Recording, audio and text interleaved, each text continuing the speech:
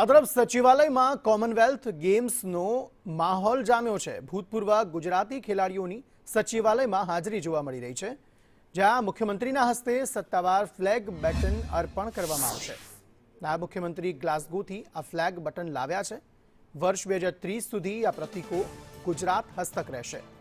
Commonwealth રમી ચૂકેલા ગુજરાતી ખેલાડીઓની સચિવાલયમાં હાજરી જોવા મળી રહી છે। મુખ્યમંત્રીના હસ્તે કોમનવેલ્થનો જે ફ્લેગ અને બેટન છે તે આપવામાં આવશે। ડેપ્યુટી સીએમ આ ફ્લેગ ગ્લાસગોથી લઈને આવ્યા છે। 2030 કોમનવેલ્થ સુધી ગુજરાત હસ્તક જ આ ફ્લેગ અને બેટન રહેવાના છે।